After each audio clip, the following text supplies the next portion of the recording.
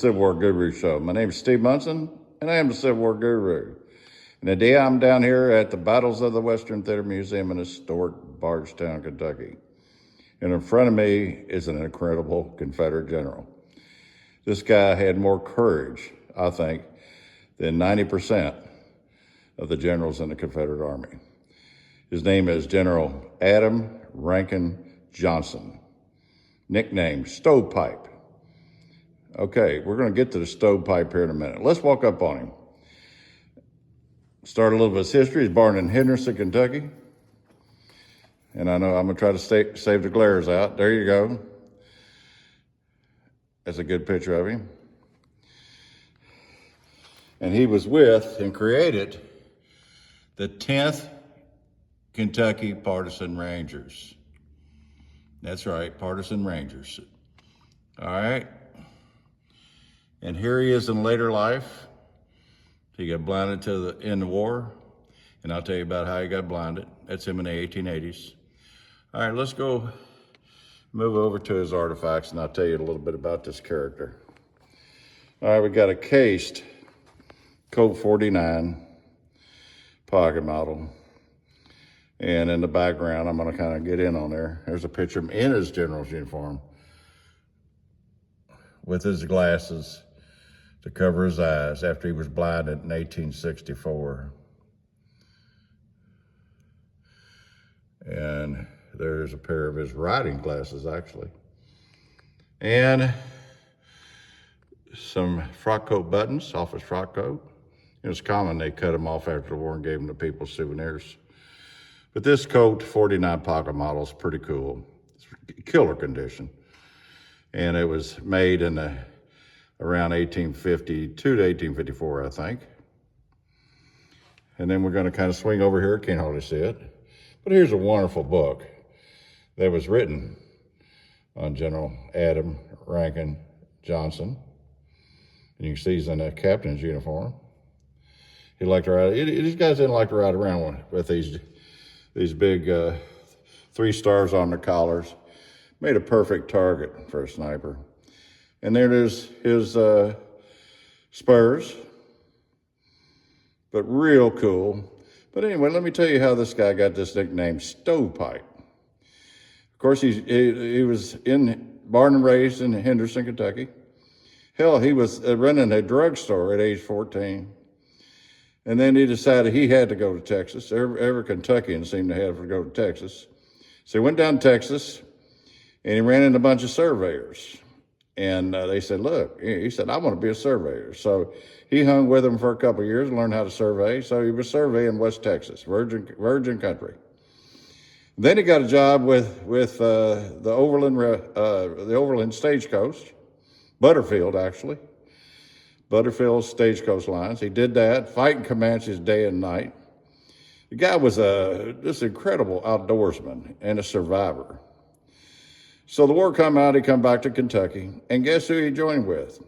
They found out he was such a good outdoorsman and you know, could live off the land. General Nathan Bedford Forrest signed up with him. He rode with him, loved him. He was down at Fort Donelson with him. He rode out when General Forrest said, we're not surrendering down here. And he rode out with Forrest. Then he came back to Kentucky, and he joined, before he joined, I'm gonna get to General Morgan, he went back home, and he had 27 guys that were riding with him. And so, you know, they were all seeing their family, and then they were gonna go on to another adventure. So he had 12 guys, they rode up on the river, and they were overlooking the river, and they seen Newburgh, Indiana, right across the river. And he says, you know, we could take that town. And the guys looked at him with 12 guys, really? Are you crazy? So they got a couple old broke down wagons. They took the bodies off the wagons. And they got a stovepipe and a charred old stump, and they made them look like 2 cannons. They said, all right, boys. He said, y'all gonna man these things and look like cannoneers, and you point them right to that town. And him and 2 other officers got in a boat and went across. And there was over 100 Union forces there. He went up to the hotel where all the officers were. He walked in uniform and pistol, everything ready to go. And everybody looks up and they were startled. He said, who is this nutcase? And he walks up, he said, who's in charge here? And the commanding officer says, here, I am. He said, well, he said, you know, I think it's time for you to surrender. And they all laughed, pulled their guns on him. And he said, well, he said, you can shoot us up and do whatever you got to do. He said, but just give me 1 minute of your time. You see anybody got binoculars in there? The guy had a pair of binoculars. I said, let's walk out on the veranda in front of this hotel. He walked out. He said, now look over there. The guy puts the binoculars up to his eyes and looks, and there's 2 cannons pointed at the town, he thought. He said, well, if I ain't back in 30 minutes, these boys are going to level your town. Now, you can either surrender now, and nobody's going to get hurt. We're not going to take nothing but the guns and a little bit of food, and we're out of here. And a lot of guys were there because they were convalescing from wounds. So the commander said, well, you know, we ain't going to get hurt. It's not a good day to die. So he surrendered. And they loaded all the guns up in the boat and took off over there. And that story went not only nationwide, but went worldwide. And he became General Stovepipe Johnson. Then after that little accolade, he rode with Morgan, went up to the Great Raid with Morgan in 63. Got down to Buffington Island when they're all going to get captured. And little Stovepipe Johnson says, I don't think we're going to get captured. He said, we're going to get off our horses and we're going to swim across the river back to Kentucky. And Morgan said, I don't think you guys are going to make it. 300 of you? And he said, yep, we're going to make it. And says, good luck to you. And he took off and made it. Then in 1864, that's when his tragic accident happened. And he got shot through the temple, went in one side and out the other. And he was laying on the ground, blinded. And that's why these glasses you see there, that's him in the picture with his glasses on. So he's blinded the rest of his life. And they captured him and sent him, I think, up to Delaware.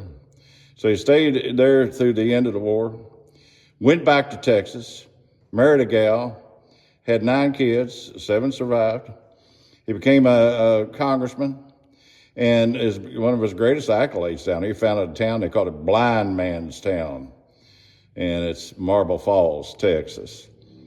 And then the greatest accolade was there was so much red granite around, he made a deal, and they built the largest courthouse in the United States, actually, of red Texas granite, and it's still standing today. So this is one of the outstanding characters. He had nerves of steel, a love this guy to death. He was just a kid when all this happened. And he's here. You can visit him here at the Battles of the Western Theater Museum in historic Bardstown, Kentucky. Bring your family. Children are free. Join us on Facebook. So from the old Civil War guru, have a great day.